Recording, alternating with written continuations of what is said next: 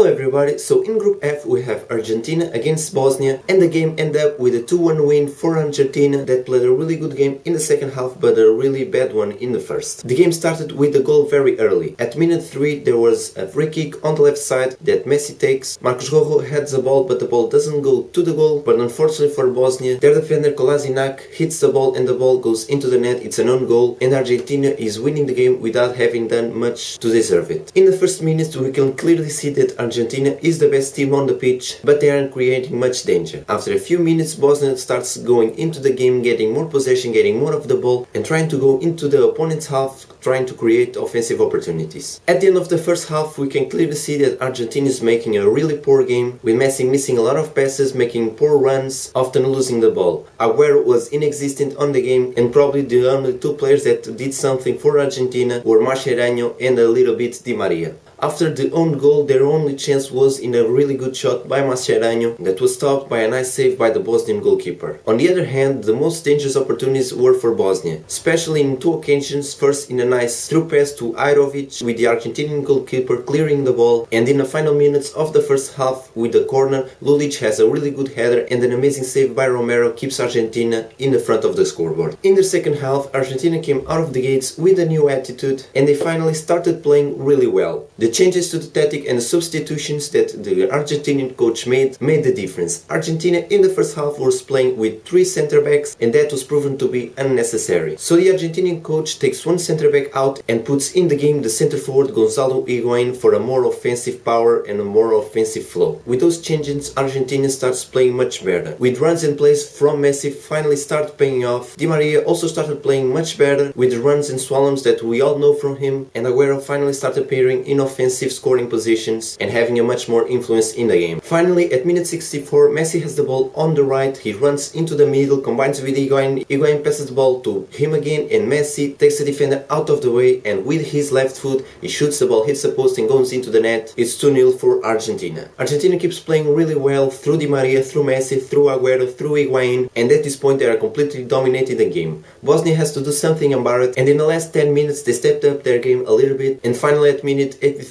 a nice through ball finds Ibisevic that finds the bottom of the net with a nice shot, scoring for Bosnia. The game is 2-1 for Argentina, but Bosnia in the last few minutes still tries to score a second goal, but unfortunately for them they couldn't score it. So Argentina wins 2-1 and they deserve the win, especially from what they played in the second half with their best players rising up to the occasion. In the end, a few good players had a nice game. For Bosnia, I think the best player was Ajrovic. He played really well in the first half and tried to do something in the second, but in the second, as I said, Argentina completely dominated the game. For Argentina, the players that play best were Higuain, Agüero, Di Maria, Zabaleta, but for me the best player of the game was Messi. As I said, in the first half he didn't play much, but in the second half he really stepped up his game, scoring 1 goal, making a lot of good passes and a lot of good runs. So everybody, this is my analysis of the Argentina-Bosnia game. I hope you enjoyed. Don't forget to like, subscribe and share, and I think that's about it. My name is Bruno Ferreira, and I'll see you next time.